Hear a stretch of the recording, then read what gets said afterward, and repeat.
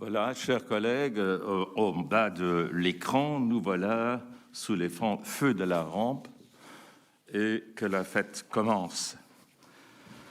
Madame la ministre, Madame le bourgmestre, Mesdames et Messieurs les représentants du monde des médias, chers festivaliers, le conseil d'administration et la direction du festival sont honorés de pouvoir vous souhaiter la bienvenue à cette conférence de presse qui sert d'abord à dévoiler la riche programmation de l'édition 2021 de l'événement culturel le plus médiatisé au niveau national et dans les pages des organes de presse internationaux. Qu'il me soit permis de profiter de cette occasion pour réitérer à Madame la ministre de la Culture et Madame le bourgmestre de la ville de Luxembourg notre profonde gratitude pour le soutien financier et politique indéfectible que les institutions qu'elles représentent nous accordent. Sans leur concours, le festival n'existerait point et sa contribution au rayonnement culturel du pays ferait cruellement défaut. Cette édition hors norme arrive à l'occasion de mon premier mandat. J'ai eu le privilège singulier de découvrir un événement avec son histoire et son équipe, mais aussi de les voir batailler contre les éléments et réagir aux annonces quasi quotidiennes. Je tiens avant tout à souligner, en ce moment si chahuté, l'engagement de chacune et chacun, de mes collègues au conseil d'administration, en passant par la coordination, direction et le comité artistique jusqu'aux bénévoles. Personne ne compte les heures que tous s'engagent pour assurer le succès du festival. J'aimerais brièvement revenir ici au fait que je suis le nouveau dans cette ronde ici en bas de l'écran. Le nouveau qui, depuis son élection le 26 mai dernier, a essayé de faire ses classes et d'appréhender les rouages du fonctionnement organisationnel, de s'imprégner de cette dynamique époustouflante et de cet enthousiasme contagieux qui anime les membres de tous les organes du festival. Je me dois aujourd'hui d'exprimer ma gratitude à tous ceux qui m'ont accompagné avec bienveillance et sympathie dans ce parcours initiatique. Je leur suis extrêmement reconnaissant. Mesdames et messieurs, le président actuel a dû faire montre d'un certain courage en prenant les rênes de l'ASBL Luxembourg City Film Festival, car il a succédé à une grande dame de la scène politique, sportive et culturelle de notre pays. Je n'ai jamais caché mon admiration pour Madame Colette Flech, qui tout au début de ma carrière diplomatique était ma ministre aux qualités professionnelles et humaines avérées, qui me prodiguait ses précieux conseils lorsque je présidais le Festival international d'Echternach. Mais au-delà de ces périples communs et limités dans le temps, il y avait la constance d'une amitié loyale et sincère que je n'ai jamais cessé de chérir. Les vicissitudes de la fin du Lux Film Fest Cru 2020 ne permettaient plus de rendre un vibrant hommage à ma prédécesseur pour l'action déterminée, déterminante, qu'elle a menée à la tête du festival pendant de longues années. Des années qui ont vu le développement flamboyant de cette manifestation. Intégrité, probité ne sont que quelques-unes des vertus de sa personnalité que j'aimerais rappeler ici. Sa vie professionnelle et sociale a toujours été placée sous le sigle d'un concept dérivé du monde sportif dont elle se sentait si proche et au sein duquel elle a elle-même écrit quelques pages de gloire de l'histoire des exploits sportifs du pays. Ce concept, cette maxime qu'elle a honorée dans les diverses facettes de sa vie, porte le nom de fair play. Le nom et l'action de Colette Flech resteront fermement ancrés dans les annales du festival. Mesdames et messieurs, avec nos partenaires institutionnels, interlocuteurs précieux et réguliers, nous avons pris la décision de renoncer à la présence d'invités internationaux. Ce ne fut pas une décision facile à prendre, mais elle fut animée par un sens des responsabilités dont le festival a toujours su faire preuve. Il est forcément difficile de devoir renoncer à la somme de tant de travail, à tant de talent, mais ce choix fut dicté par les circonstances qui prévalent aujourd'hui. Heureusement, nous nous y étions préparés et avons élaboré un dispositif qui devrait nous rapprocher au maximum de l'expérience festivalière usuelle, sans déborder du cadre sanitaire que nous comptons bien respecter à la lettre, quel qu'il soit. En mars dernier, l'équipe avait fait preuve d'une grande réactivité en basculant en quelques jours seulement sur des présentations en ligne. Depuis, le monde a appris à s'adapter et nous aussi. Cette 11e édition s'inscrit dans une incertitude à laquelle nous sommes heureux d'apporter des réponses. Ce que vous allez découvrir est le fruit d'un an de réflexion, de préparation durant lequel peu nous aura été épargné. Mais le résultat est là, solide et porté par un enthousiasme qu'aucune pandémie ne saurait attaquer ni miner. Merci donc pour ce soutien indéfectible manifesté par nos partenaires, qu'ils soient publics ou privés. Malgré le vent, malgré la tourmente, ils sont restés à nos côtés. Et nous espérons que de par les contenus développés, ils se sentiront remerciés.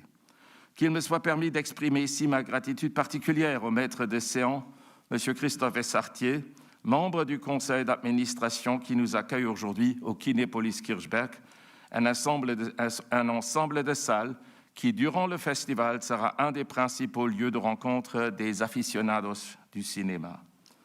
Mon dernier mot sera pour le public, sans qui cet événement n'aurait pas de sens. Nous l'attendons en salle ou en ligne et espérons que cette édition marquera d'une manière ou d'une autre le grand retour de cette consommation collective du cinéma qui nous a tant manqué. Merci de votre attention et j'ai maintenant le grand honneur, le plaisir de passer la parole à Madame Sam Tanson, ministre de la Culture. Merci, Monsieur le Président, pour ces mots enthousiasmants. Madame la bourgmestre, tous les responsables et collaborateurs du Filmfest, bonjour à la presse aussi. Je suis un peu nostalgique quand je suis ici parce que je pense aux derniers jours de normalité qui avaient eu lieu l'année dernière pendant le précédent festival. Et comme le président vient de le souligner, la crise a vraiment pris toute son envergure, la crise sanitaire pendant ce festival. Et on est en quelques jours, le festival, qui est quand même une petite équipe en soi, a vraiment réussi à le faire survivre en passant vers le digital. Et ces derniers mois, j'ai suivi de près ou d'un peu plus loin tous les travaux préparatifs qui ont été effectués pour cette édition de l'année 2021, tous les aléas qui étaient liés à cette préparation, le fait de se demander est-ce qu'on peut organiser le festival, de quelle manière on peut l'organiser. Je suis vraiment impressionnée par toute cette énergie et par vraiment tout ce qui a été réalisé par cette petite équipe avec toutes ces personnes engagées autour. Donc un grand merci de ma part. Ce n'est pas évident. Je suis aussi vraiment heureuse que le cinéma au Luxembourg soit ouvert. Bien entendu, il n'y a aucune garantie en les temps qui courent par rapport à l'évolution de la maladie en tant que telle, des chiffres, les fameux chiffres que nous consultons tous les jours. Mais je suis heureuse qu'au Luxembourg, il soit possible d'aller dans une salle de cinéma actuellement. Nous sommes un des rares pays en Europe où cela est possible. Je sais que pour les salles de cinéma, c'est un grand défi, que quand même, eux aussi, ils prennent à bras le corps. Et du coup, le Luxembourg sera vraiment le centre du cinéma pendant ces semaines, ces jours où le festival aura lieu, parce que le festival aura lieu, ce qui est formidable. Bien entendu, il y a des contraintes. Bien entendu, il n'y aura pas de stars, il n'y aura pas d'équipe de films. Beaucoup de choses devront quand même se passer par le biais digital, mais n'empêche, vous avez tout fait pour mettre en place cette édition et je vous en félicite. Et comme d'habitude, j'ai hâte de découvrir la présentation qui nous tiendra en haleine, nous et le présentateur. Mais elle est comme d'habitude très diversifiée. Elle va nous faire voyager. Donc voilà, grand merci et un bon festival déjà maintenant. Et j'ai aussi hâte de découvrir cet après-midi l'exposition au cercle qui est lié comme d'habitude au festival. Merci et je passe la parole à Madame la bourgmestre. Là, oui. Merci, Madame la Ministre. Monsieur le Président, chers amis du Luxembourg Film Festival. Et oui, normalement, l'ouverture du Luxembourg City Film Festival annonce le printemps, au début mars. Là, le beau temps se fait attendre, même s'il y a le ciel bleu. Mais cette annonce du printemps veut dire pour nous aussi au centre de la ville tout un monde, les cinéphiles qui viennent de l'Europe et bien au-delà pour donc participer à ces super rencontres qui célèbrent ce grand art qui est le film. Qui aurait pensé, lorsque l'année dernière, nous avons dû clôturer prématurément le 10e Film Festival, que cette année, au début du mars, nous en serions encore sous le choc de cette pandémie.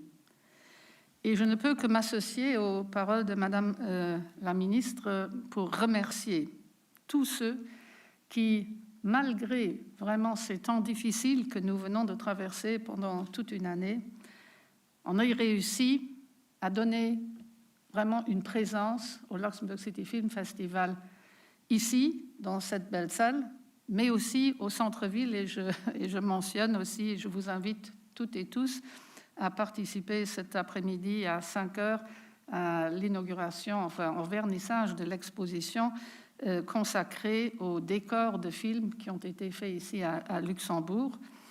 Il nous manquera donc cette présence de cette clientèle, enfin clientèle de ces amis venus du monde entier. Elle nous manquera, elle manquera aussi à la vie économique de notre ville, car les artistes ont énormément et souffrent énormément à cette période, mais le monde de l'hôtellerie et des restaurants aussi. Et je voudrais aussi avoir une pensée pour eux. L'année dernière, nous avons dit au revoir à Madame Flech, qui avait donc la présidence de ce film festival, et Monsieur le Président a rappelé à juste titre tous ses mérites. Mais je voudrais, moi, aujourd'hui, pour cette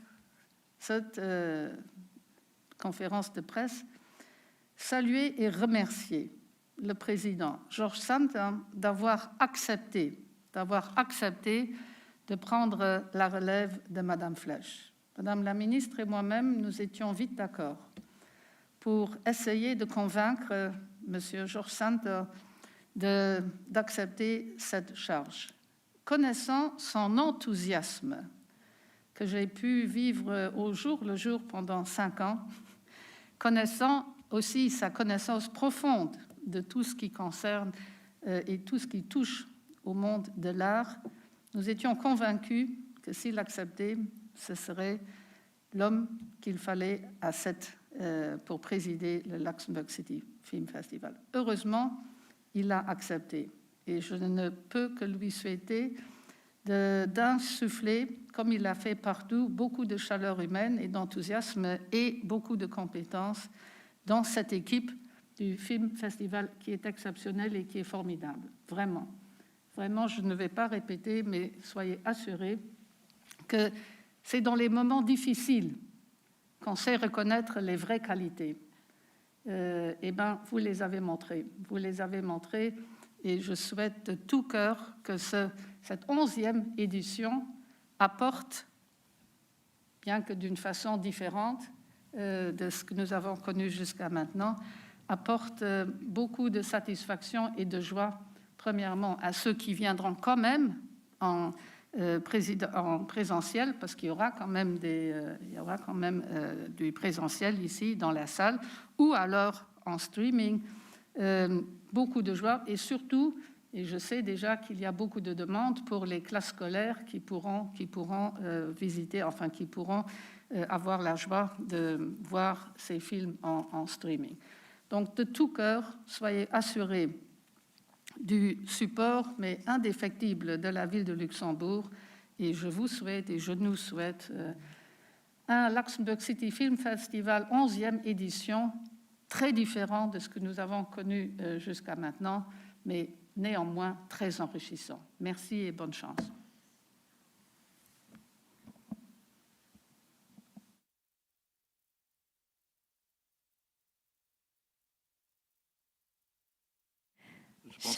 Je pense que la parole est maintenant à Monsieur Essartier.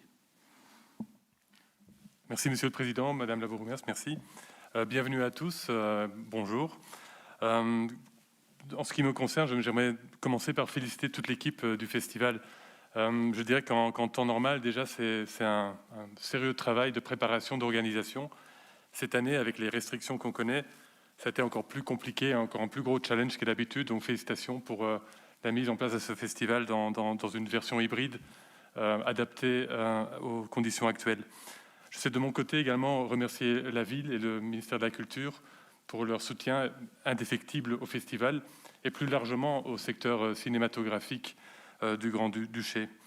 Le festival peut bien entendu compter sur le soutien de Kinépolis dans l'organisation du festival. C'est aussi pour cela que nous avons cette année sensiblement augmenté les capacités d'accueil dans nos salles afin de pouvoir accueillir les gens, les cinéphiles en présentiel dans nos salles, tout en tenant compte, bien entendu, des restrictions qui sont applicables aujourd'hui ou qui seront peut-être applicables au moment du festival.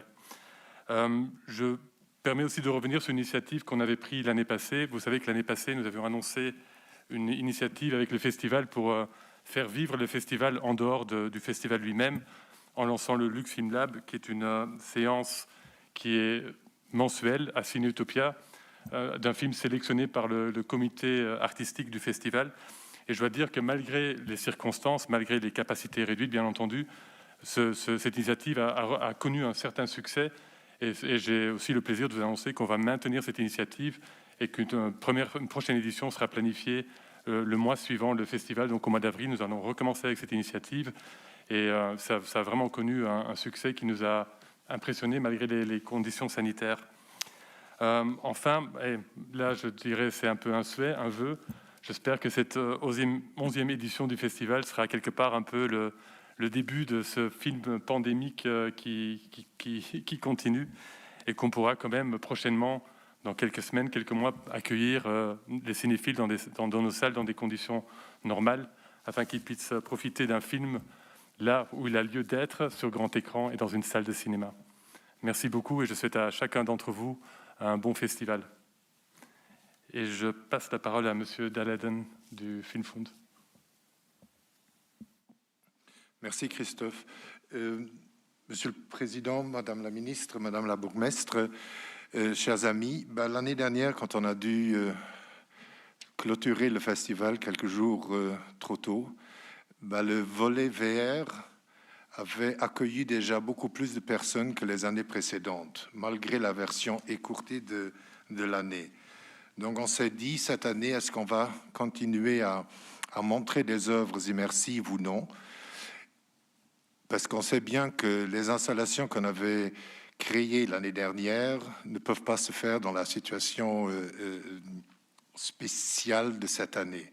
Par contre, vu l'intérêt aux œuvres immersives et également vu la création d'œuvres luxembourgeoises immersives actuellement, on s'est associé à nouveau avec nos amis du Centre Phi de Montréal et on va proposer 2 programmes différents.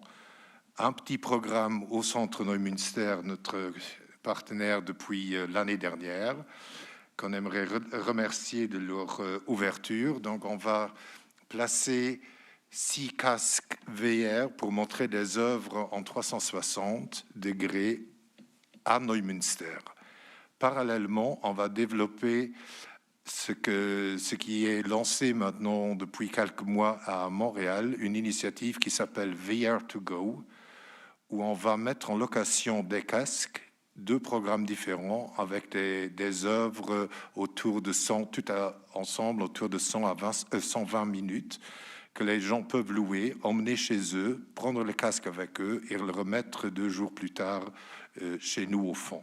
Donc ça permettra de faire circuler des œuvres et de montrer les œuvres quand même à ceux qui sont intéressés à la réalité virtuelle. Naturellement, on ne pourra pas montrer des œuvres interactives, mais les œuvres en 360, il y en a beaucoup sur le marché. Il y en a aussi des œuvres luxembourgeoises qui seront incluses dans le programme, comme notamment une œuvre de Carolina Markiewicz et de Pascal Piron, et une œuvre créée par la société luxembourgeoise de production Tarantula, qui vient d'être sélectionnée au festival South by Southwest. On fera ensemble avec Neumünster une petite conférence de presse pour passer en revue les différentes œuvres qui vont être montrer au public et expliquer le fonctionnement de ce système VR2Go. Je n'ai pas le temps de passer dans les détails. Je crois qu'Alexis va nous passer déjà, va nous faire voyager déjà à travers toutes les œuvres classiques, les œuvres plates. Donc, nous, on va faire une présentation alors des œuvres plus immersives dans quelques jours. Je vous remercie. Bonjour, Monsieur le Président, Madame la Ministre, Madame la Bourgmestre. Tout d'abord, nous, en tant que comité du Luxembourg City Film Festival, sommes très heureux de pouvoir organiser un festival cette année, pas en ligne, mais aussi, espérons-le, en présentiel. Cette année a été une année très spéciale pour nous en tant que comité. Le comité a regardé beaucoup plus de films que d'habitude, mais nous avons rarement eu d'énormes désaccords et nous avons rapidement réussi à prendre des décisions sur les films. En tout, nous avons regardé environ 500 films et nous avons essayé de faire un choix équilibré et pertinent pour la sélection officielle. Cette année, le comité était composé d'Alexis Juncosa, le directeur artistique du festival, Tobias Terstegen, le coordinateur du programme, Françoise Lenz, Nicole Dahlen, Gloria Morano, Duncan Roberts, Raha Razavi, Catherine Kretels et moi-même, Chiara Lenz. Et nous ne serions pas complets sans le curator at large, Boyd Van Hoy.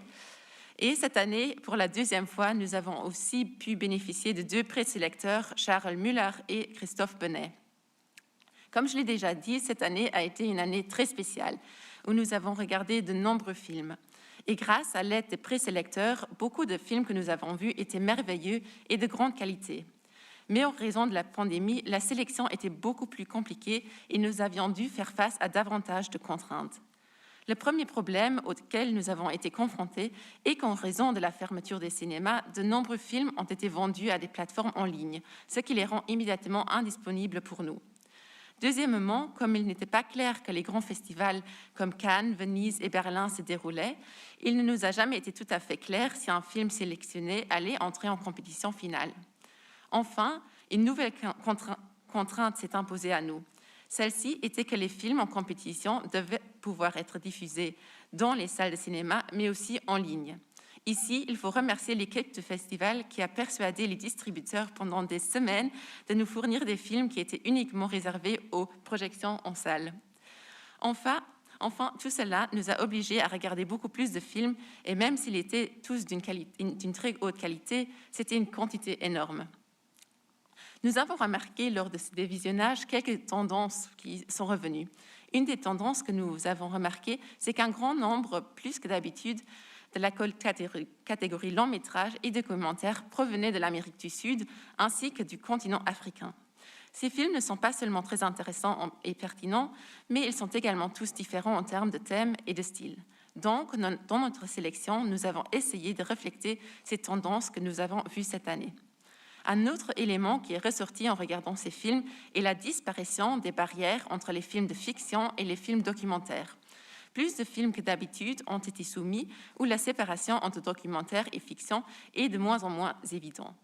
Nous avons vu et sélectionné des longs métrages qui utilisaient des éléments documentaires, comme par exemple l'utilisation d'acteurs non professionnels, mais nous avons aussi vu des documentaires qui fusionnent avec la fiction en utilisant une approche plus narrative ou en utilisant des acteurs et des éléments scriptés. Enfin, comme chaque année, l'équilibre entre les réalisateurs et réalisatrices était vraiment essentiel pour nous. Les disparités entre les sexes restent un problème important dans le cinéma et bien que de nombreux progrès ont été faits au cours des dernières décennies, les femmes sont encore souvent sous-représentées. C'est pourquoi nous sommes heureux et fiers que notre compétition globale, donc les longs métrages et les documentaires, compte 50% de réalisatrices. Les réalisatrices dominent même notre compétition de documentaires. Penser à cet équilibre entre les sexes ne signifie pas que nous privilégions les films réalisés par les femmes par rapport aux films réalisés par les hommes. C'est juste que nous sommes conscients qu'il existe une disparité dans le cinéma et que nous essayons, en tant que comité, de faire entendre la voix des réalisatrices aussi bien que celle des réalisateurs. Cependant, nous avons essayé d'être aussi équilibrés que possible, tant dans notre compétition que dans l'ensemble de la sélection officielle. En tant que comité, Nous sommes très fiers de notre compétition cette année et nous espérons que vous l'apprécierez autant que nous. Merci beaucoup. Monsieur le Président, Madame la Ministre, Madame la Bourgmestre, chers amis, l'idée pour une exposition, je vais parler de l'exposition qui se tient au Cercle, une exposition consacrée au décor dans le cinéma luxembourgeois, en fait, remonte déjà à quelques années. Et si je me rappelle bien, c'est Alexis qui m'en a parlé, qui a même suggéré une telle exposition. Il savait que je m'intéressais au sujet. Et finalement, je me suis dit, oui, c'est une bonne idée, mais c'est un sujet très vaste. Donc, je me suis dit, il faut vraiment des collaborateurs auxquels je peux me fier. Et j'ai demandé à Yves Steichen et à Chiara Lenz, que vous venez d'entendre, pour justement réfléchir à une telle exposition. Et finalement, on est vite tombé d'accord sur la façon d'aborder la thématique. D'abord, vous allez pouvoir le découvrir à partir de demain, on a traité le rôle du décor dans la réalisation d'un film en général, c'est-à-dire on a essayé de montrer d'une manière très pédagogique et surtout à l'aide de documents luxembourgeois, comment le décor intervient pratiquement à chaque étape de la réalisation d'un film. Et voilà, ça c'est une première partie de l'exposition. Une deuxième, c'est celle qui est consacrée à l'illusion, qui est inhérente au 7e art.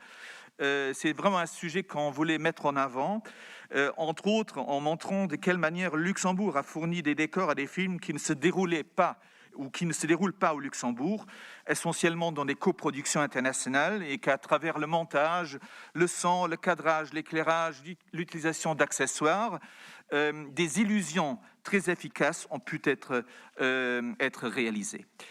Un troisième sujet, donc, à ne pas oublier, est bien sûr la question comment les réalisateurs luxembourgeois, eux, voient leur propre pays, comment ils utilisent les décors du pays, donc des films disons, luxembourgeois, de Lafaux en passant par Andy Bausch, Buddy Ming, Christoph Wagner, Laura Schröder, jusqu'à Jacques Molitor, Max Jacobi ou Govinda van Mel. Et finalement, on était tous d'accord qu'on ne pouvait pas parler du décor dans le cinéma luxembourgeois sans mentionner et traiter un peu plus en détail le décor de Venise construit à Esch-sur-Alzette. Un décor utilisé pour plus d'une demi-douzaine de films, dont les plus connus sont The Secret Passage avec John Turturro, The Merchant of Venice avec Al Pacino et Jeremy Irons, et The Girl with the Pearl Earring avec Scarlett Johansson et Colin Firth. D'ailleurs, le titre de cette partie de l'exposition s'intitule « All that glitters is not gold ». Et je crois que ça résume assez bien aussi la façon dont les décors sont utilisés au cinéma. Alors cette exposition, qui est un voyage à travers l'histoire du cinéma luxembourgeois, tout sauf plat, nous permet de jouer d'un côté un certain rôle pédagogique au niveau de l'éducation de l'image, ou plutôt l'éducation à l'image, en permettant justement un coup d'œil derrière les coulisses de la réalisation d'un film, mais également de rendre hommage à tous ceux qui, souvent dans l'ombre, participent d'une manière efficace et substantielle à la réalisation d'un film. Un hommage au cinéma et à ceux qui le font, au-delà des réalisateurs et réalisatrices et au-delà même du décor. Merci.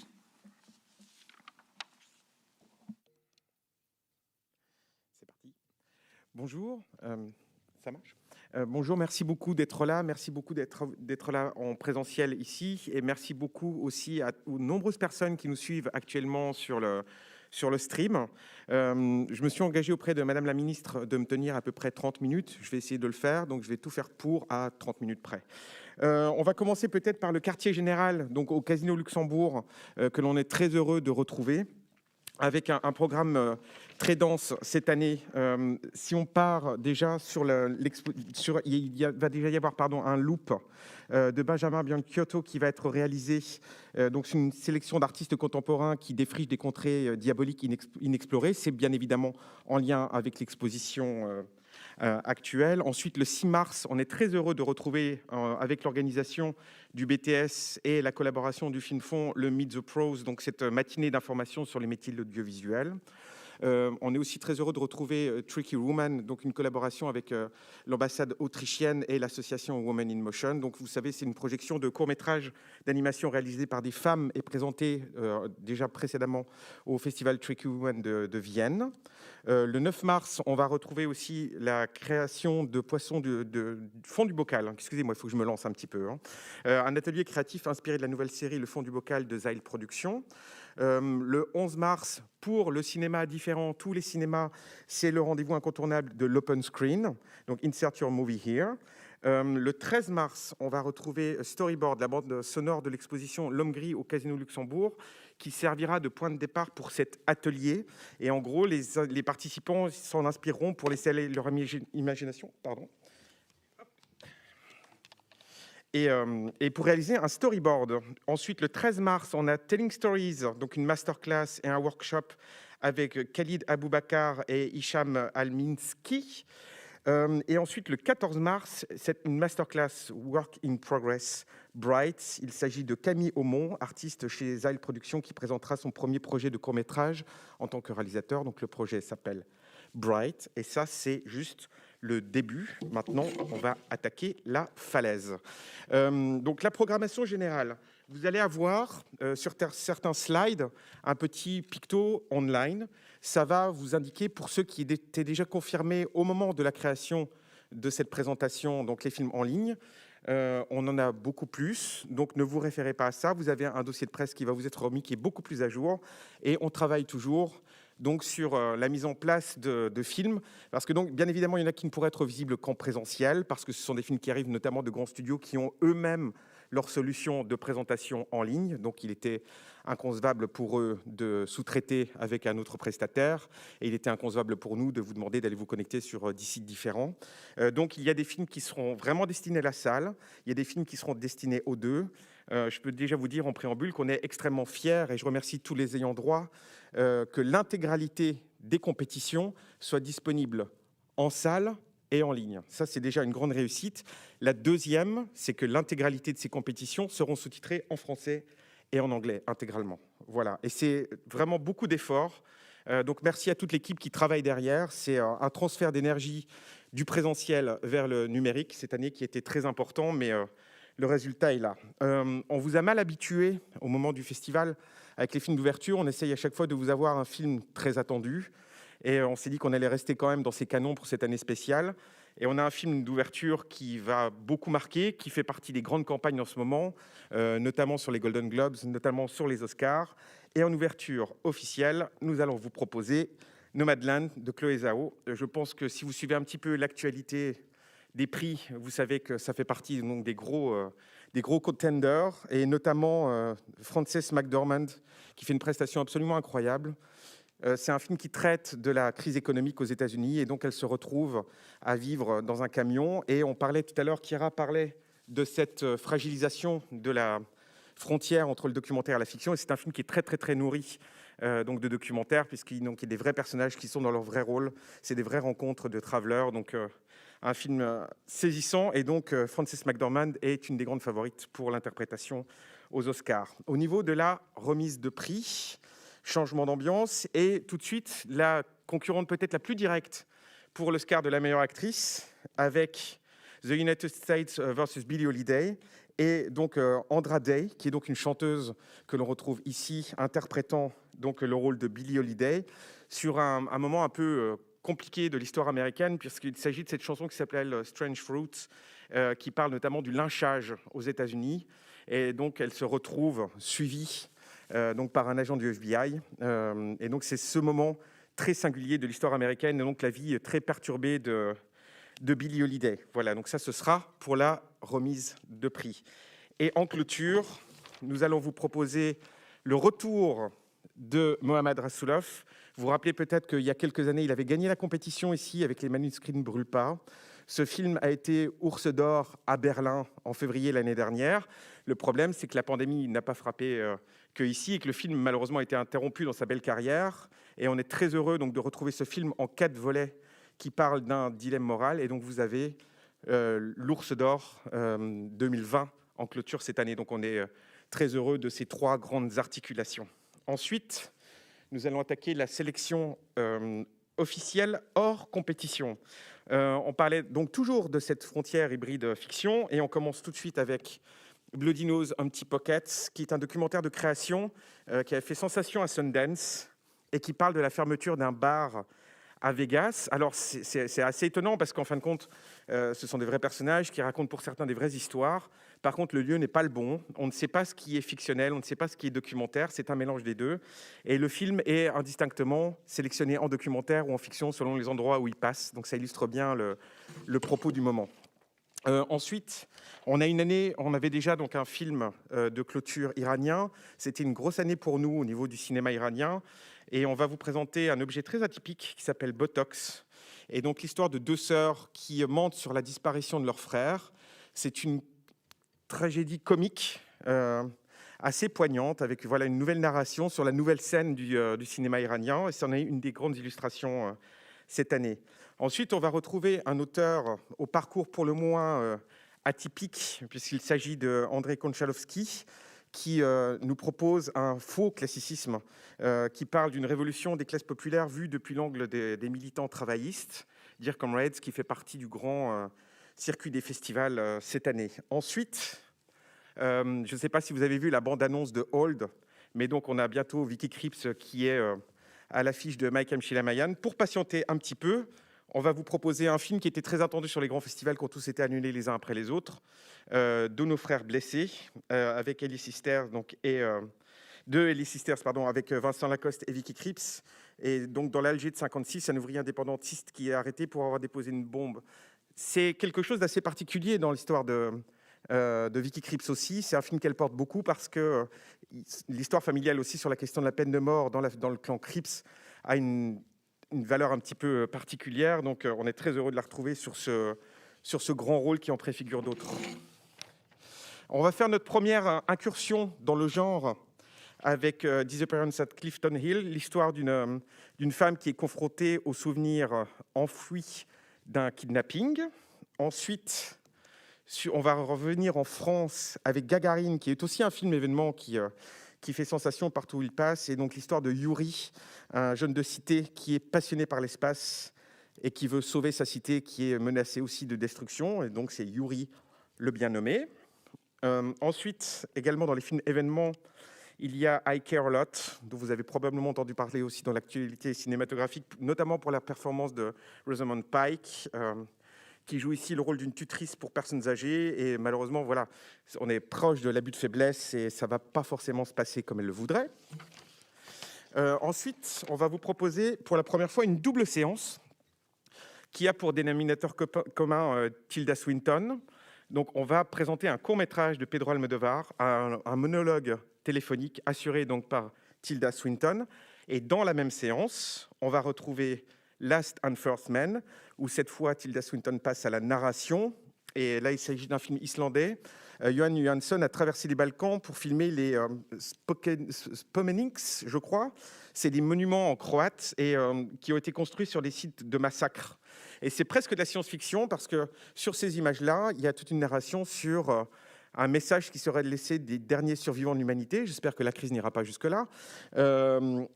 Donc voilà, quel message on pourrait laisser aux civilisations qui seraient susceptibles de nous visiter? Qu'est-ce qu'on pourrait garder un petit peu de notre existence? On va se détendre un petit peu avec une œuvre chilienne et l'influence d'une femme qui est une influenceuse, femme d'un footballeur célèbre, et qui est suspectée donc, dans le cadre de la mort de sa fille. Donc on retrouve Mariana Di Girolamo, dont vous vous rappelez probablement dans Emma, et qui là est filmé plein cadre, toujours centré. Donc c'est un film concept assez étonnant. Ensuite, Preparation to be together for an unknown period of time.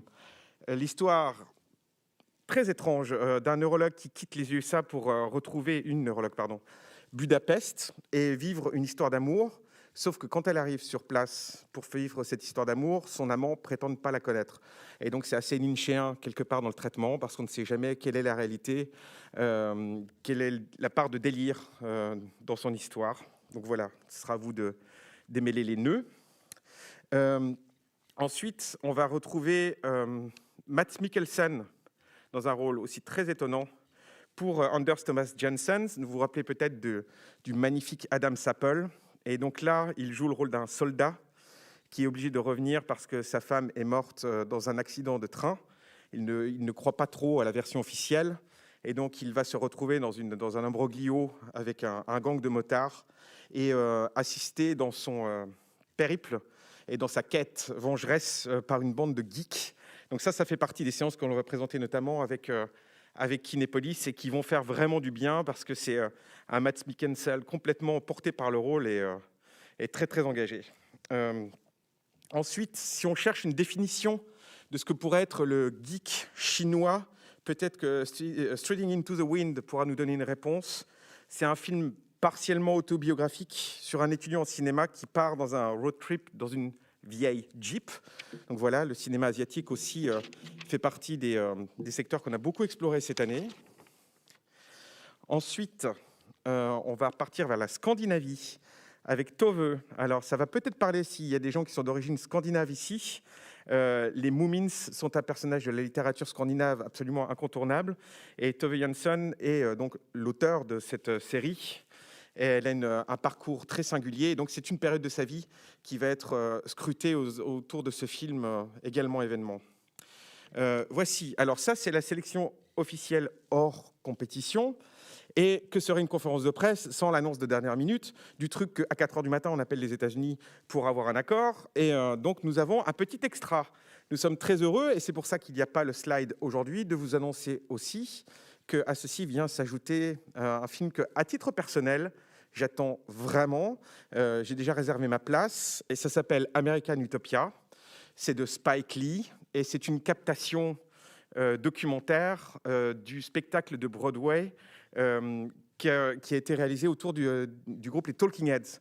Si vous vous rappelez, il y a 35 ans, Jonathan Demme avait fait donc ce documentaire, et donc c'est une version contemporaine de ceci, et ça fait partie aussi des grands contenders pour les Oscars cette année. Donc on est très heureux que American Utopia, vous allez avoir une mise à jour qui va être faite sur les communiqués de presse. Donc American Utopia vient de s'ajouter cette nuit au line-up. Et je vous assure, Madame la Ministre, que ça n'était pas quelque chose de préparé. C'est vraiment du dernier moment. Ensuite, les cartes blanches et collaborations. Je prends une petite respiration. Alors, la BGL, chaque année donc, se positionne sur une œuvre qu'on lui propose. Et cette année aussi, en temps de Covid, c'est bien de se détendre un peu. On va vous proposer quelque chose qui nous a fait vraiment beaucoup rire. C'est une version revisitée d'un Groundhog Day, un film australien qui s'appelle Long Story Short, qui fera à cette occasion sa première européenne. Et donc l'histoire d'un homme qui saute toutes les 5 minutes, un an plus tard, dans son anniversaire de mariage. Et donc, il va assister un petit peu passivement pendant les premières années, jusqu'à ce qu'il comprenne qu'il faut qu'il reprenne un petit peu sa vie en main, parce que ça ne se passe pas comme il voudrait. Et donc, tous les 5 minutes, il se retrouve un an plus tard dans son mariage. Voilà. Si vous avez envie de vous détendre, et vraiment, il y a des dialogues extraordinaires, venez voir ce film-là. Orange, c'est pareil, chaque année à qui nous proposons une carte blanche, et nous allons cette année présenter Mika, l'histoire d'un enfant issu d'un bidonville.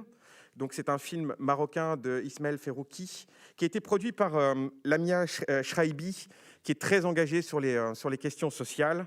Et donc, c'est un enfant qui va se retrouver employé dans un club de tennis et qui va essayer de s'extirper de sa condition sociale en devenant joueur de tennis. Voilà. Ensuite, nous avons une carte blanche aussi, Kinépolis, chaque année. Et donc, voilà, et je pense qu'il y en a qui ont dû réagir aussi. Ben Zeitlin, dont vous vous rappelez certainement le magnifique Beast of the Southern Wild. Et là, il nous propose sa déclinaison à lui de l'histoire de Peter Pan.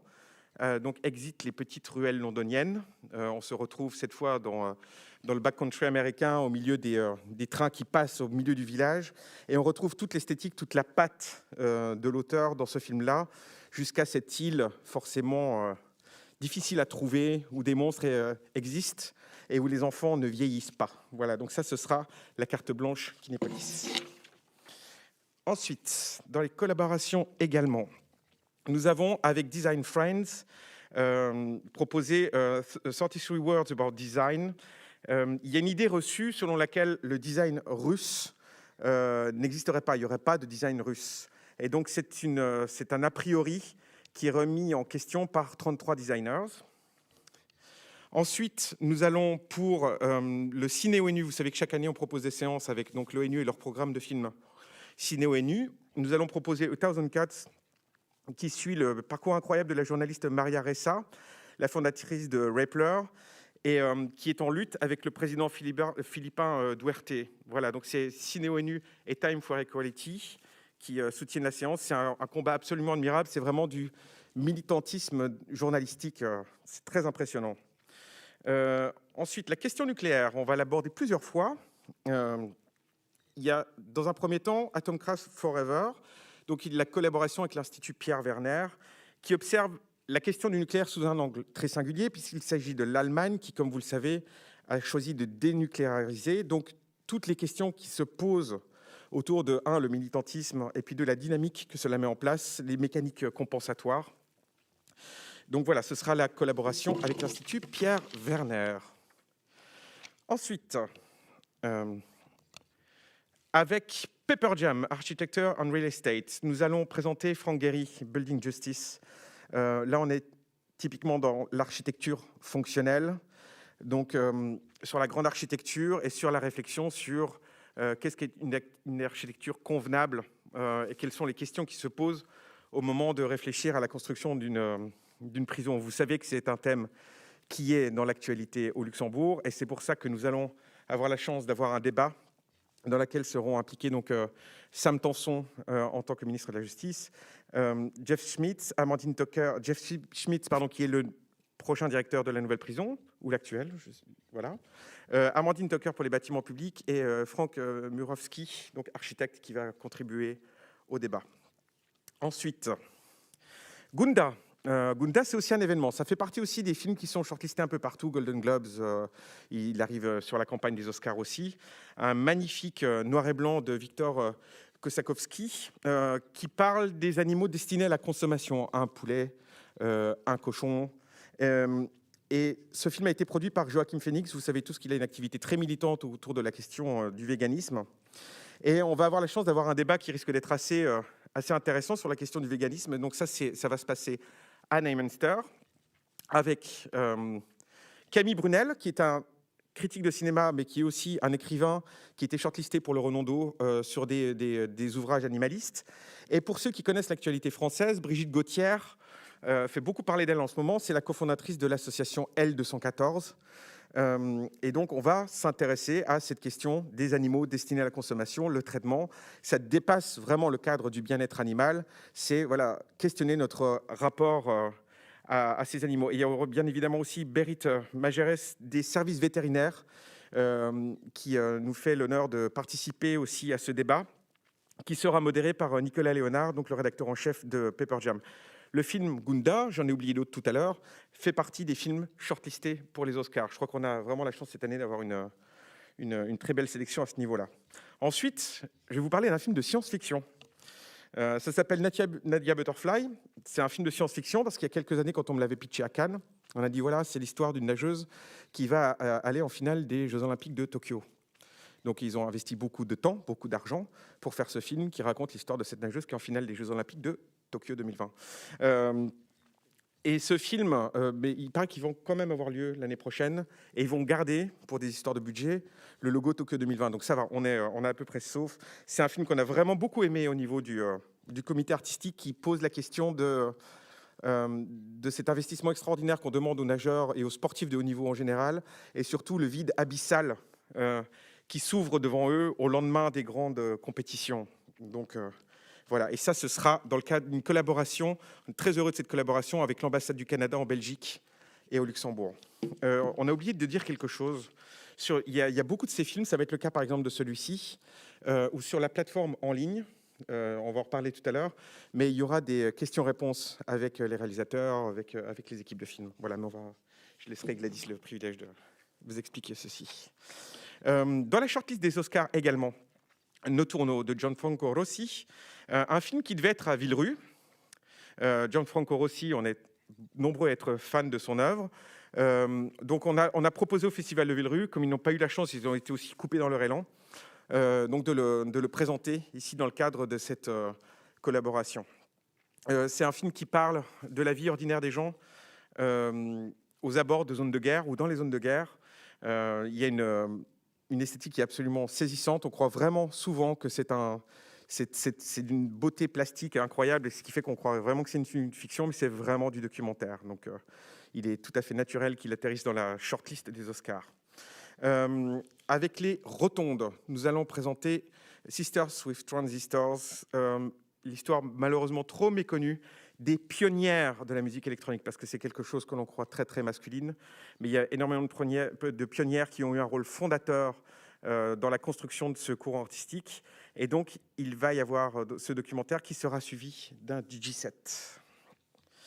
Ensuite, le site Fran and Gender, avec lequel on travaille chaque année également, notamment sur la question du droit des femmes. Et là, c'est un thème qui malheureusement beaucoup d'actualité, The AIDS, qui parle du combat irlandais pour le droit à l'avortement. Vous voyez ce qu'il se passe notamment en Pologne, vous voyez ce qu'il se passe dans beaucoup de pays. Donc, ce combat de ces femmes est extraordinairement bien documenté. On est très heureux de montrer ceci avec le site Fran. Ciné Lunatique, on cherche toujours des pépites croustillantes. Et là, on va vous proposer l'histoire d'une chroniqueuse harcelée sur les réseaux sociaux qui va prendre les choses en main. Et les choses en main, des fois, c'est avec un sécateur. Voilà. Donc, si vous connaissez le Ciné Lunatique, vous savez à quoi vous attendre. C'est un excellent moment. Un petit bijou aussi que l'on va vous proposer dans le cadre d'une collaboration avec le Casino Luxembourg. Vous savez que l'exposition de Pascal Piron et Karolina Markiewicz, malheureusement, a dû être reportée. On leur avait proposé, nous, quand même une carte blanche. On souhaite la maintenir. Ils ont vraiment beaucoup aimé ce projet, autant que nous. Un cours qui parle des réfugiés nord-coréens qui se rappellent en fait de leurs souvenirs de films de l'Ouest qu'ils regardaient clandestinement. Il y avait une grande culture de se passer sous le manteau des films de l'Ouest, et c'est un petit peu la seule façon qu'ils avaient d'avoir une autre vision du monde que celle qui était vraiment à leur contact immédiat. The Flying Circus, ce sera la collaboration musée Dry Ashland. Si vous vous rappelez, l'année dernière, on avait eu un clown qui était venu proposer, un clown tueur, un film. Et donc, l'expérience était assez intéressante dans cet auditoire. Et on s'est dit que ce serait intéressant de prolonger la chose. Et donc là, on va vous proposer l'histoire de 4 acteurs qui traversent les Balkans pour rencontrer leur idole Michael Palin, des Monty Python, en pleine guerre. Voilà, c'est quelque chose qui est semi-autobiographique aussi, et que vous pourrez voir directement dans l'auditorium du musée. Ensuite, pour la première fois, une collaboration avec des Nateliers. Ça avait fait le buzz il y a quelques années. Il y avait 1000 musiciens italiens qui s'étaient retrouvés pour faire ensemble un morceau des Foo Fighters, avec pour ambition de faire un gros buzz et de faire venir les Foo Fighters dans leur petit village italien. Il y avait eu des millions de vues là-dessus. Et les Foo Fighters avaient fini par venir parce qu'ils avaient été complètement subjugués par la démarche. Et ce documentaire donc, raconte cette aventure-là depuis l'intérieur. Très honnêtement, c'est peut-être de tout ce qu'on a vu, ce qui vous met le plus la chair de poule. Je pense qu'on est tous un petit peu en période de sevrage, de spectacle vivant. On a tous besoin de retrouver un petit peu cette ambiance-là. Et je vous garantis que si vous allez là, vous allez avoir du mal à rester assis sur votre siège. C'est vraiment quelque chose de très... voilà, on a proposé ça à des Nateliers. On s'est dit que c'était une bonne façon de rappeler aux gens un petit peu ce qu'était le spectacle vivant. Et au même titre que American Utopia, c'est quelque chose qui va faire du bien à tout le monde. Ensuite... nous avons une carte blanche à William Kentridge qui a proposé, qui est avec le MUDAM bien évidemment, qui a proposé le travail de la jeune réalisatrice sud-africaine Naomi van Niekerk. Et donc ça va être un marathon de courts-métrages d'animation qui va être projeté directement à l'auditorium du MUDAM. Voilà.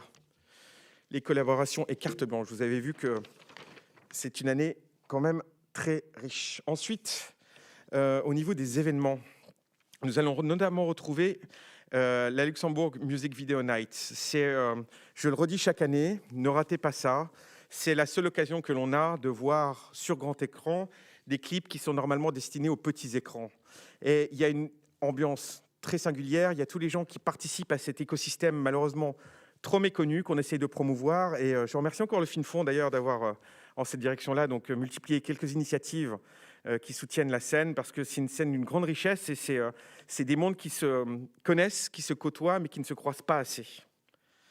L'année dernière, le Lost Weekend, ils avaient été obligés de décaler leur remise de prix J'étais venu y assister, c'était absolument incroyable. Donc cette initiative du film réacteur avec le soutien de l'œuvre nationale de Secours Grande-Duchesse Charlotte est très simple.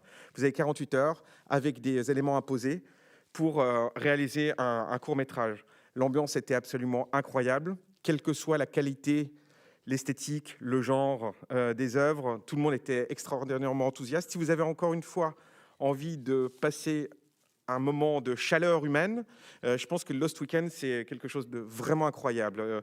C'est un petit peu comme pour l'open screen, on ne se préoccupe pas trop avec des jugements de valeur. On est là pour partager un moment, une passion commune pour la création de contenu audiovisuel et savourer ceci. Voilà.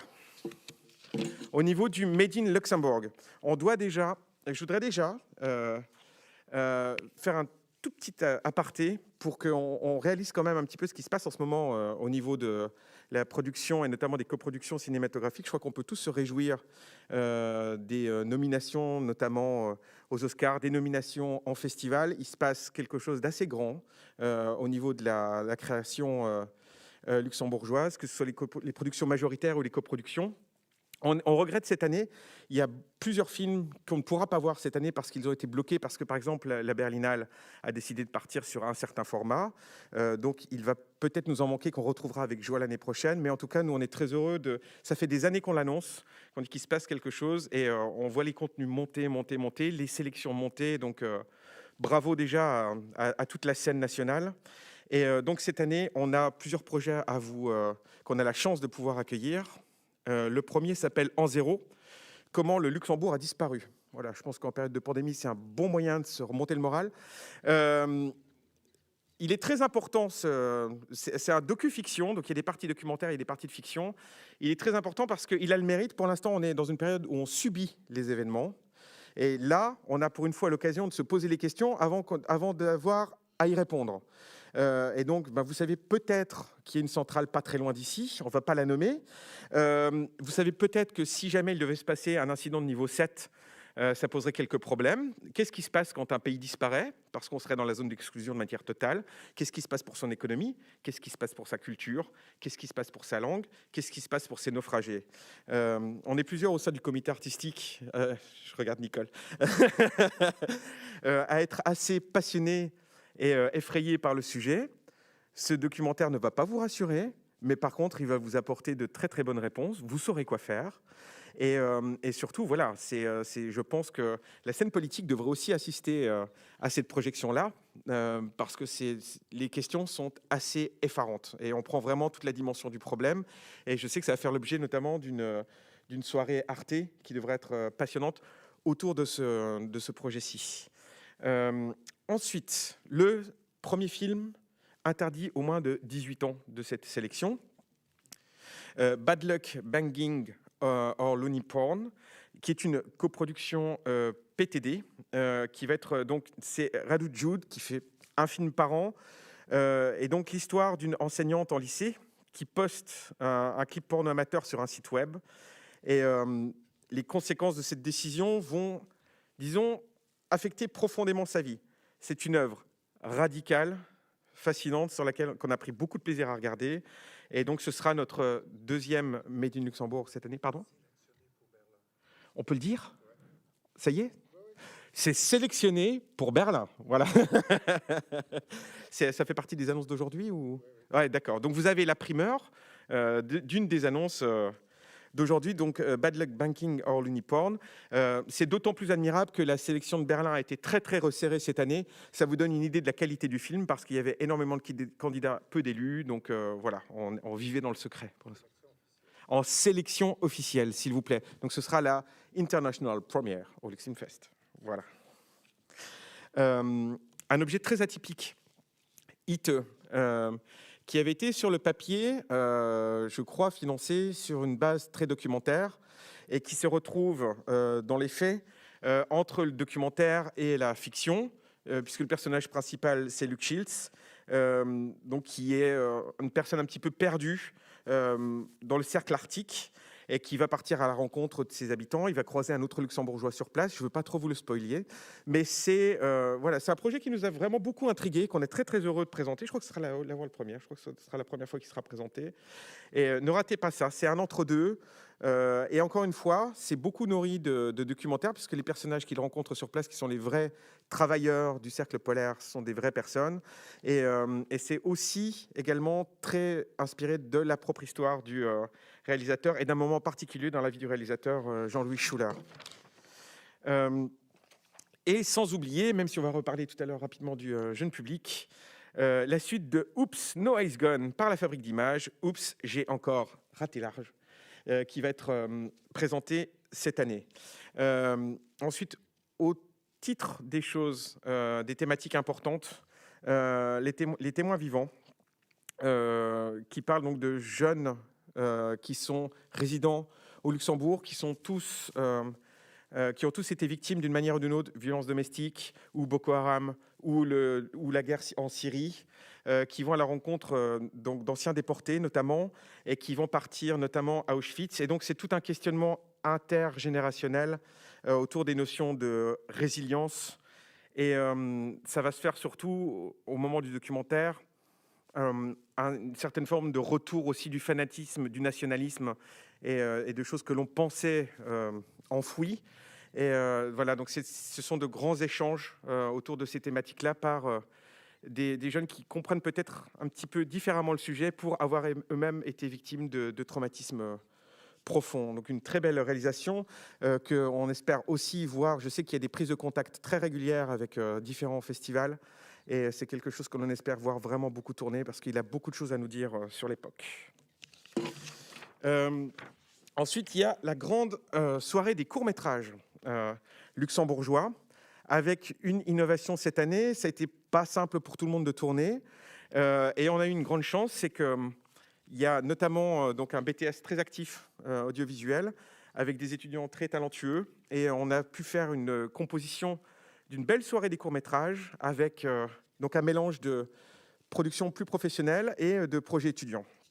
Et donc ont été retenus cette année Julia de Vincent Schmitz, Le Don de Vanessa Burtet, Mania de Ogur Eroglou, Merak de Giovanni Kospodinov, Pigeon Therapy de Nadia Masri, Robotzillas de Léa Buffard.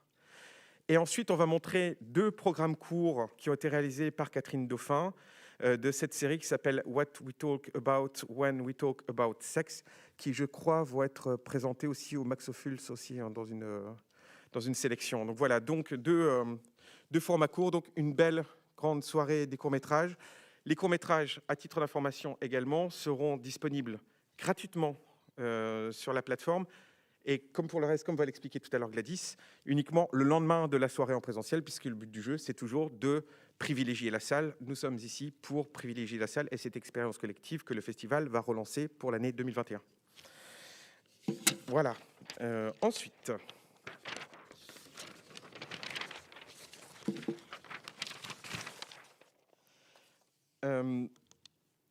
au niveau du jury documentaire, le jury documentaire, cette année, il y a Berlin qui s'est mis sur nos dates.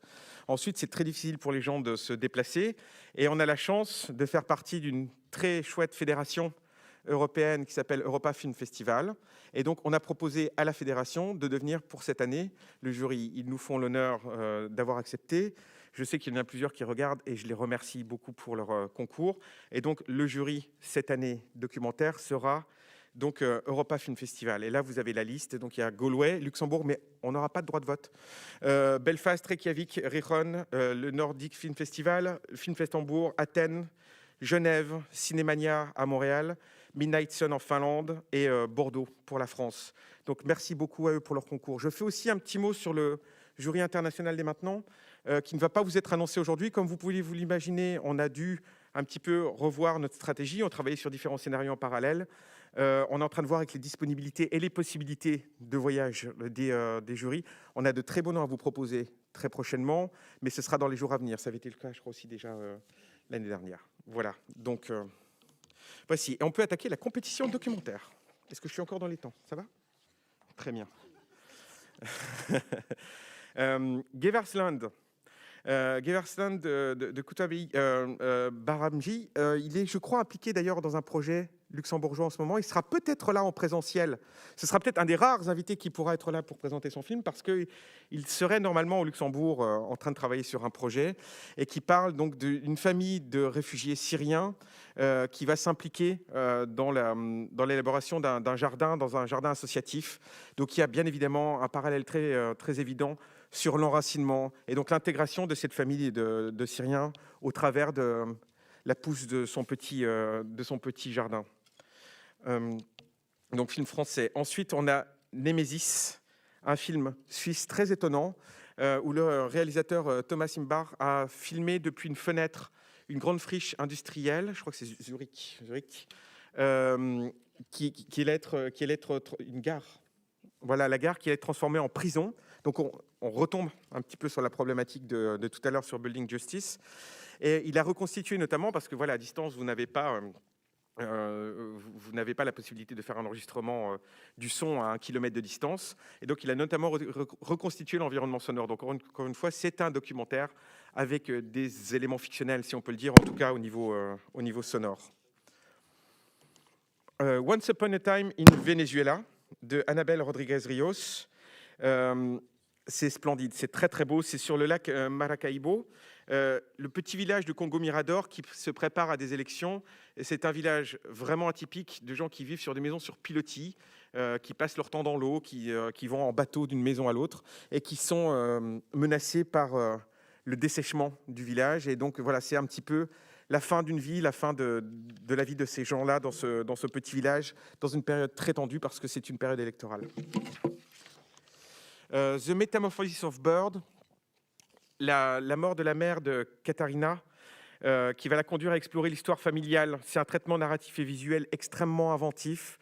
Il y a des jeux sur les focales, il y a du dessin, il y a beaucoup de choses.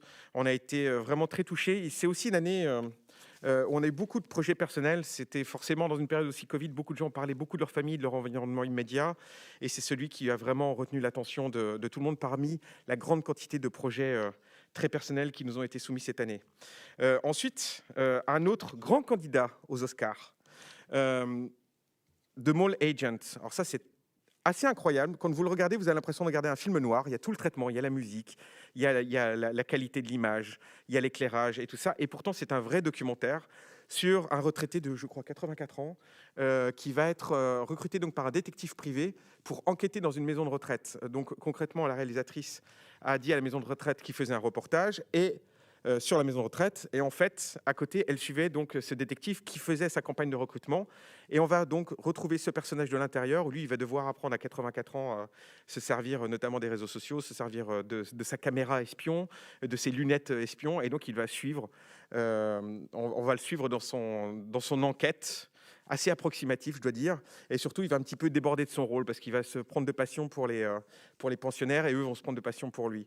Molly Jones, c'est quelque chose. Et c'est le candidat chilien aux Oscars. Si vous vous rappelez, il y a quelques années, du film notamment qui avait été tourné au Luxembourg, Colonia Trinidad, vous connaissez donc cette secte qui a été fondée par un ancien nazi et dans laquelle il y a eu notamment des problèmes de viol, des problèmes de violence. Et ce documentaire nous a beaucoup marqué parce qu'il donne encore une fois la parole aux survivants. Et il y a toujours un culte, malgré le temps, malgré l'érosion de la communauté, il y a toujours un culte du silence. Donc voilà, il est parti un petit peu... elle est partie, pardon. Ils sont partis, ils sont deux. Donc à la rencontre de ces survivants qui vont donc se replonger dans cette histoire très étonnante. Donc voici une compétition documentaire de 6 films. Est-ce que vous survivez ? Le jury presse. Donc le jury presse, il sera cette année constitué de France Clarinval, donc qui est journaliste et responsable des pages culture du Land.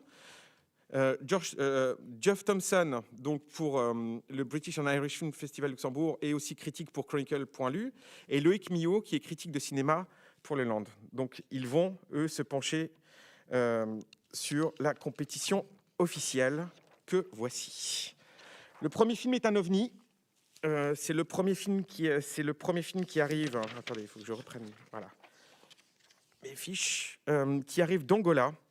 On a été très surpris quand on l'a reçu.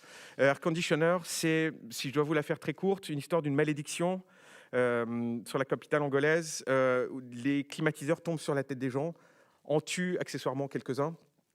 Et donc, il y a toute cette ambiance très jazzy. Il y a des côtés vraiment très cinéma américain transportés donc, dans le contexte angolais, avec des télépathes. Voilà, donc je vous laisse découvrir cet objet qui nous a absolument fascinés, Air Conditioner.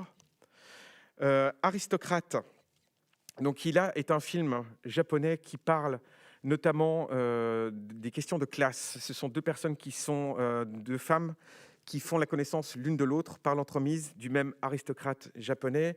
Et c'est Yukito Sode qui avait déjà fait dans son précédent film donc une exploration des problématiques de couple et qui rebondit à nouveau sur cette thématique-là, par cette fois la question de la classe sociale.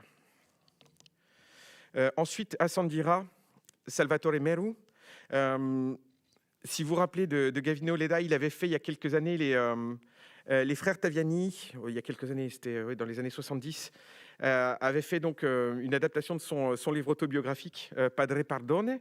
Et là, il livre une interprétation absolument incroyable de ce conflit père-fils. C'est un film qui avait été présenté hors compétition à Venise et qui avait fait sensation cette année. Un film noir et très humide. On est très heureux de retrouver à nouveau Sabine Lubbe-Becker et Niels van Coverden. Il y a quelques années, ils avaient gagné avec un très joli documentaire. Ils avaient gagné au Luxemfest qui s'appelait « Ne me quitte pas ». L'histoire, si vous vous rappelez, de un Flamand et un Bruxellois, je crois, qui avaient une petite tendance à l'alcool. Et donc, on les suivait dans leur périple. Et donc là, ils passent à la fiction avec ce film en 3 actes qui parle de courage, qui parle de résilience, qui parle d'émancipation. Donc voilà, c'est leur retour. Ils étaient venus aussi dans le jury l'année après avoir gagné. Et là, ils nous ont beaucoup marqué avec ce portrait d'une femme forte qui doit vraiment affronter tous les éléments et qui va s'engager dans un processus un peu libératoire. On parlait tout à l'heure du cinéma iranien. Sharam Mokri fait partie de cette nouvelle génération assez fascinante parce qu'elle développe des nouvelles écritures. Lui, c'est un grand spécialiste du plan séquence.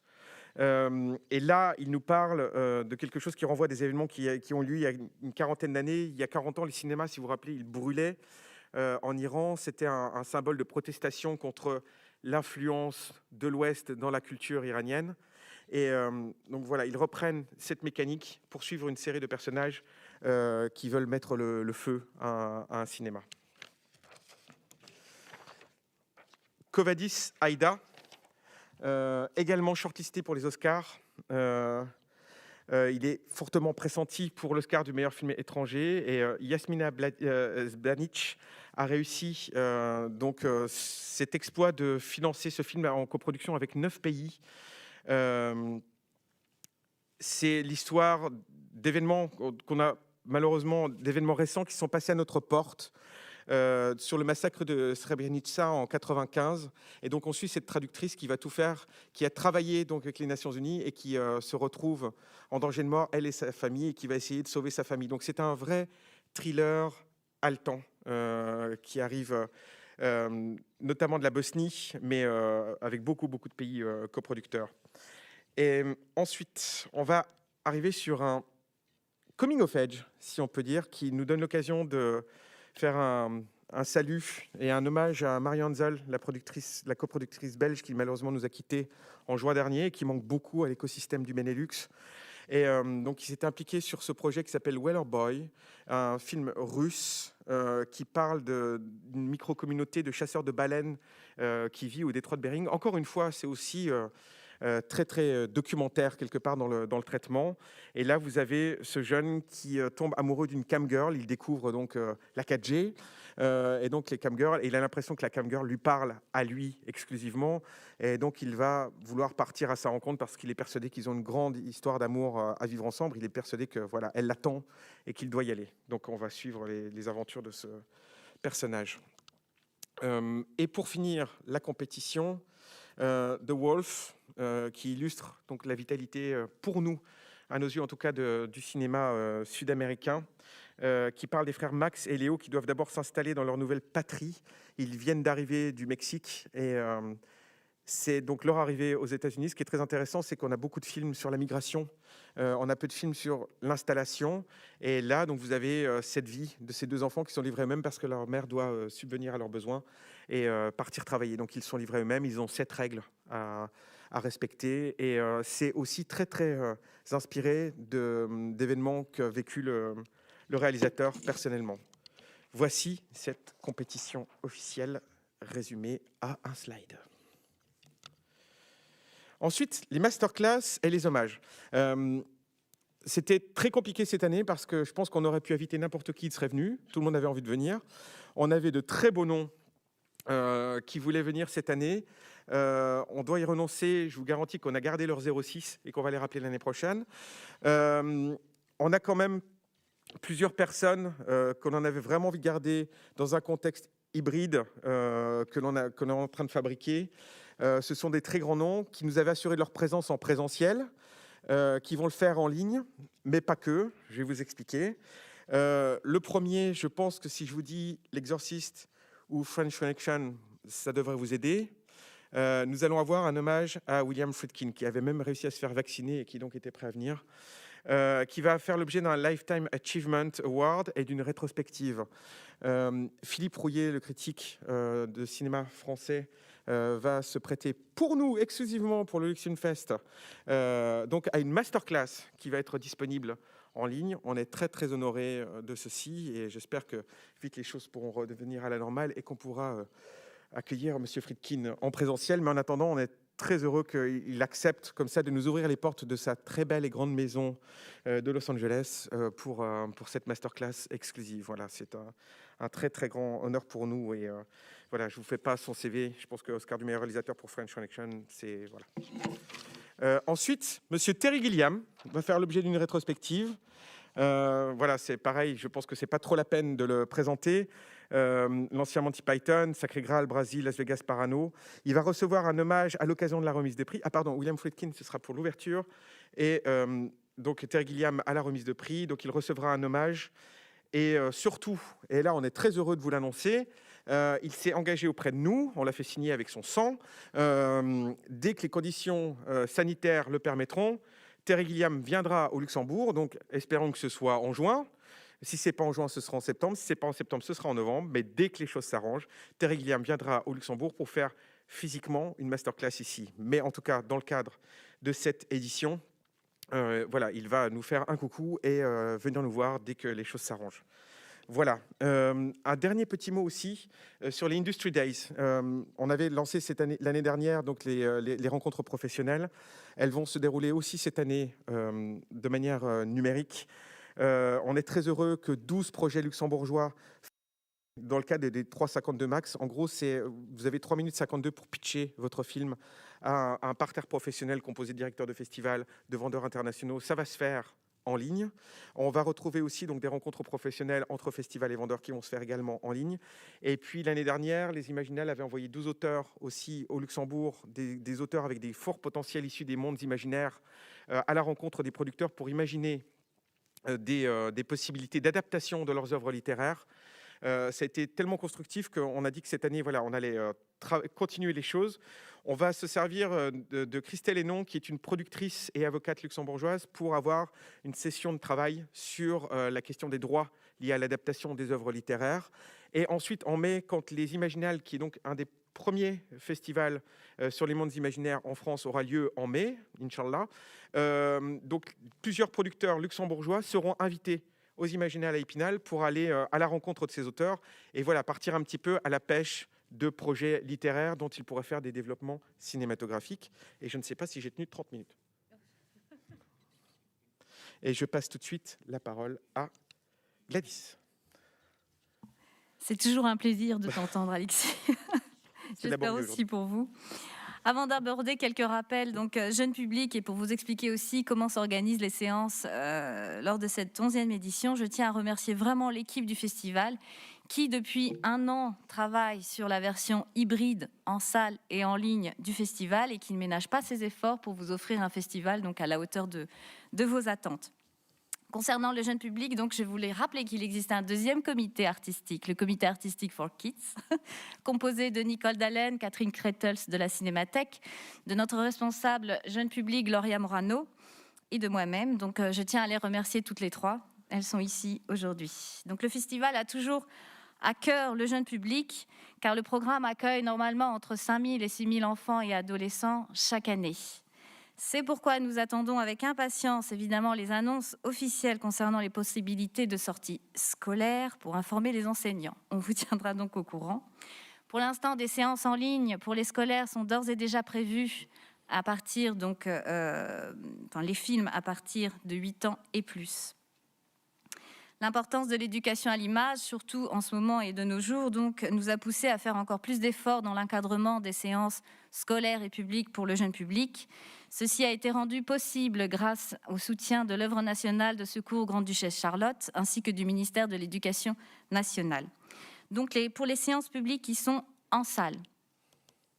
Voilà. Donc, on a surtout des programmes de courts-métrages d'animation qui concernent les enfants âgés de 3 à 6 ans.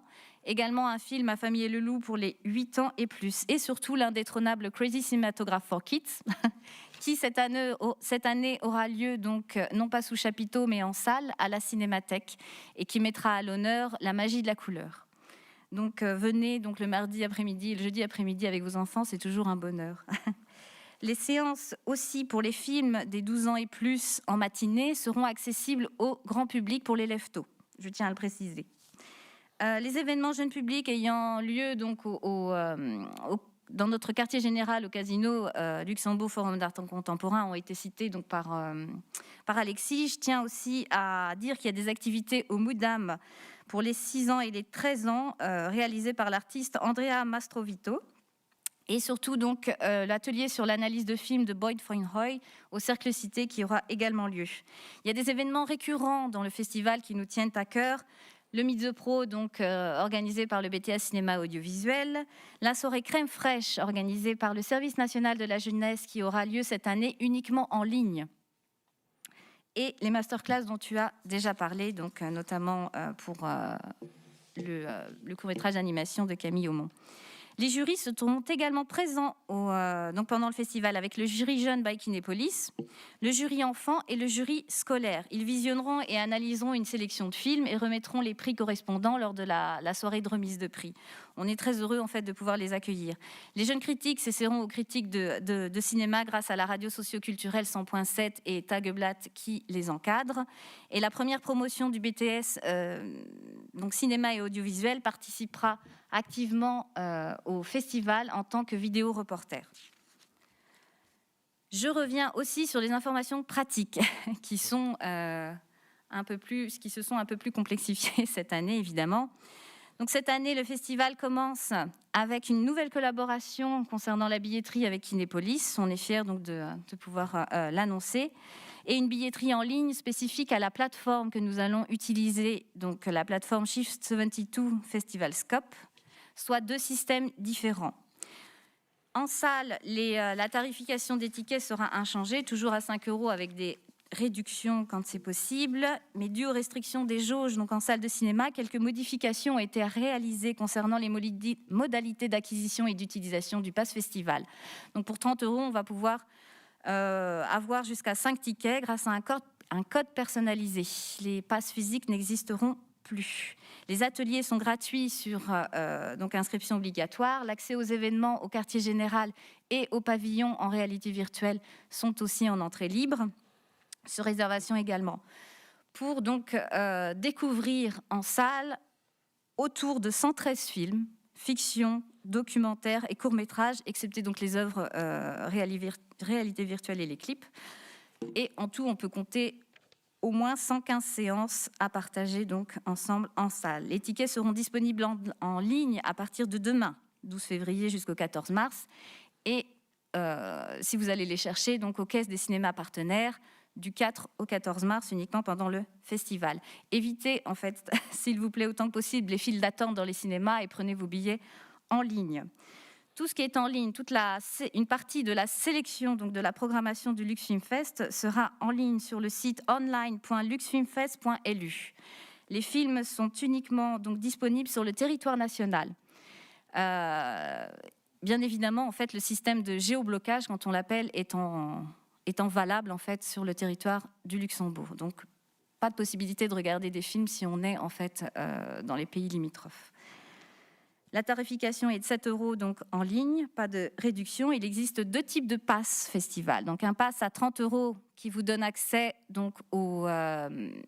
oui, parce que dans les films de la compétition fiction, donc on est passé de 10 films à 8 films, et en compétition documentaire, 6 films. Donc pour les voir, donc 30 € et 50 € pour les compétitions et les films hors compétition, soit pas moins de 60 films qu'on peut voir en ligne.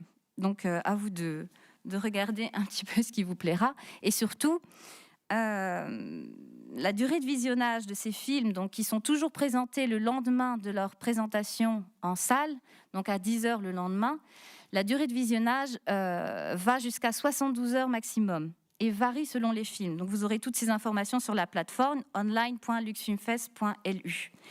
La prévente pour les billets, les passes festivals et même les films en gratuité donc, sera ouverte dès demain et s'arrête le dimanche 14 mars à minuit. Donc on a encore possibilité de visionner les films donc 72 heures après. Sur notre plateforme en ligne, on a la chance, comme l'a évoqué donc Alexis, d'avoir pu rencontrer en ligne des réalisateurs, de tous les réalisateurs à peu près, des compétitions fiction et documentaires et des coproductions luxembourgeoises. Toutes ces interviews sont disponibles en ligne, ainsi que des masterclass. Ce sont donc des bonus qui sont en accès libre. Il y en a environ une quarantaine. Donc vous avez aussi le choix. Pour les accréditations presse, ils sont toujours à demander donc pour vous via notre formulaire sur le site internet pour la version hybride du festival, donc pour les 2 cas. Et vous recevrez des codes et non des badges pour les utiliser en salle et en ligne. De même pour les accréditations professionnelles. J'espère que c'est assez clair, puisque les 2 systèmes en place oui. Cohabitent, exactement. Et je tenais évidemment à remercier tous nos sponsors pour cette 11e édition du Luxembourg City Film Festival. Donc en premier lieu, évidemment, le ministère de la Culture et la ville de Luxembourg, nos partenaires institutionnels majeurs. À leur côté, le groupe Kinépolis, merci. Le Film Fonds Luxembourg, donc partenaire très important pour le milieu national aussi, pour la branche audiovisuelle. Le festival est fier aussi de renouveler son partenariat avec l'œuvre nationale de secours Grande-Duchesse Charlotte, surtout sur les questions d'éducation à l'image et sur les questions sociétales au sein du festival. Le Centre national de l'audiovisuel et la Cinémathèque participent également de concert à cette 11e édition. Le Casino Luxembourg Forum d'art contemporain ouvre ses portes pour la 4e année consécutive en tant que quartier général du festival. Nous sommes fiers aussi de renouveler nos partenariats avec nos sponsors officiels Orange Luxembourg et BGL BNP Paribas. Fiers aussi d'accueillir les partenaires Arnold Kontz Group, la Chambre de commerce, le Cercle Cité, Espera Productions et Executive Lane. Luxembourg City Film Festival est aussi heureux de faire connaître et rayonner le Luxembourg à l'international en adoptant la signature du pays Inspiring Luxembourg. Merci également aux fournisseurs historiques. Évidemment, cette année, malheureusement, ils auront un peu moins de travail avec nous, mais on les remercie en fait de leur soutien quand même. Apex, FedEx, les hôtels Le Place d'Armes et le Mélia, Bernard Massard, les restaurants, la brasserie Guillaume, Osteria, House 17, brasserie Schumann, Come Prima, Mesa Verde, hôtellerie du Grunewald et le Quai. Et évidemment, on remercie aussi vous tous, tous les médias qui nous soutenez depuis la création du festival. Et également, nous remercions toute l'équipe, le conseil d'administration du Luxembourg City Film Festival. Je vous conseille de rester connectés sur notre site officiel et les réseaux sociaux pour ne rien perdre de l'actualité et des éventuelles modifications de la programmation, comme d'habitude. Je pense que tout le monde est remercié. Et je voudrais donc peut-être vous inviter, Monsieur Santeur, à nous dire un petit mot de fin. Voilà. Merci beaucoup, chère Gladys. Merci beaucoup, cher Alexis. C'était un repas extrêmement copieux d'images, de données, d'informations. Et c'est un repas copieux qui en même temps fait appétit. Et donc, peut-être, bon, vous avez un peu été bombardé par toutes ces informations, mais peut-être il y a encore dans la salle des questions. En tout cas, beaucoup des matadors du festival sont encore en salle et sont prêts à répondre aux questions que vous puissiez avoir. Je suis toujours là, in the limelight. Est-ce qu'il y a des questions?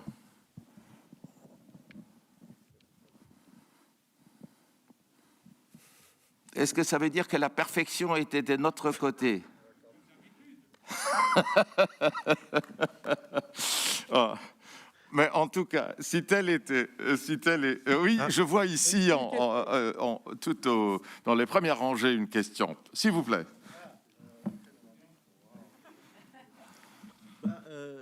C'est surtout une question pratique.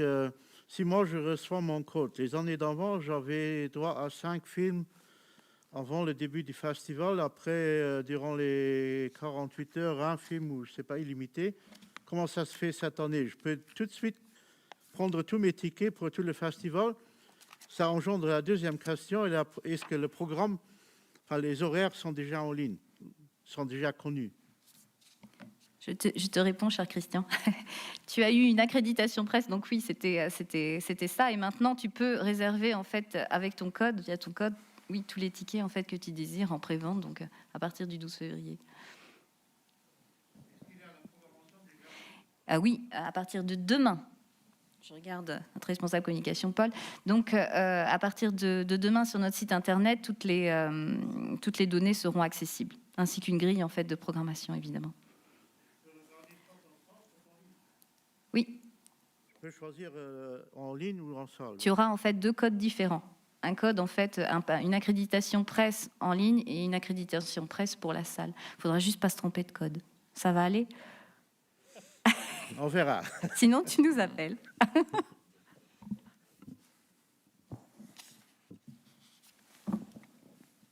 D'autres questions? Il y a une question en ligne aussi. Il n'y a plus de questions? Il y a une question en ligne. Ah, une question en ligne. Oui. À propos des accréditations, une personne qui demande pour l'accréditation, c'est soit en ligne, soit en présentiel, ou peut-on faire les 2 demandes? Je réponds également. Pour la question en ligne, il est possible de faire les demandes pour les 2 accréditations. Comme je disais, en fait, il y a 2 systèmes, vu les circonstances, puisqu'on est en hybride, donc en salle et en ligne. Donc, une accréditation est à demander en ligne et en salle, mais via le même formulaire. J'espère que c'est assez clair.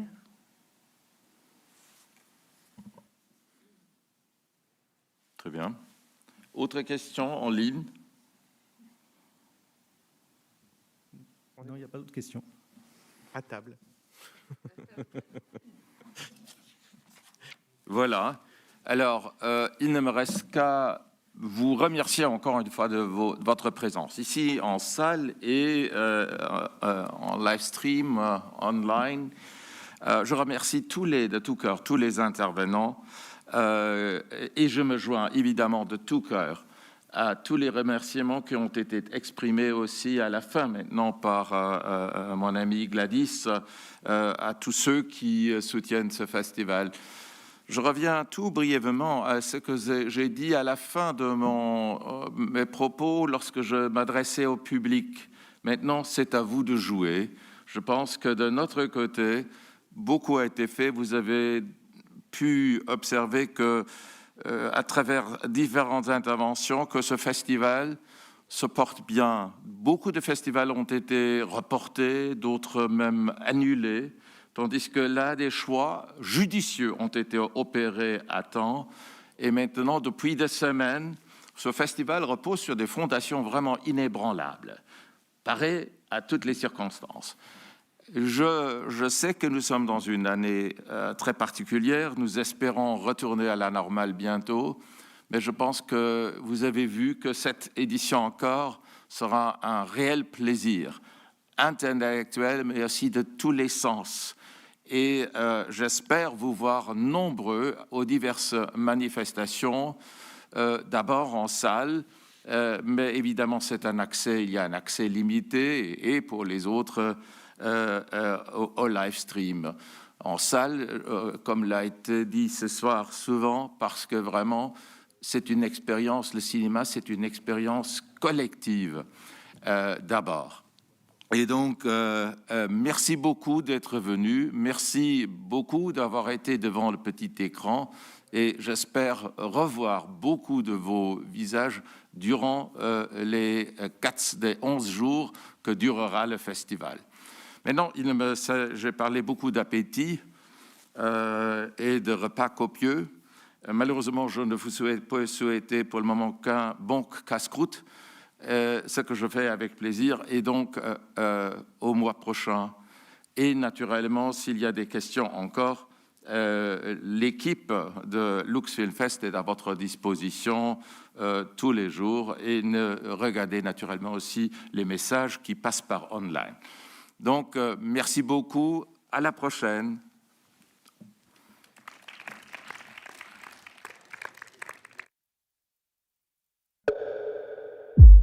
You know I've been trying to keep my head above water. You know I've been hiding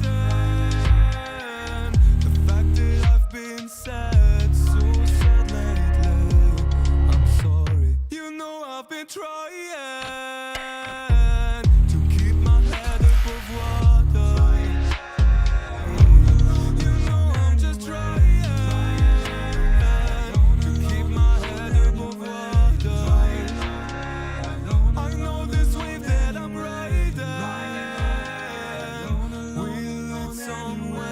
Somewhere, someday.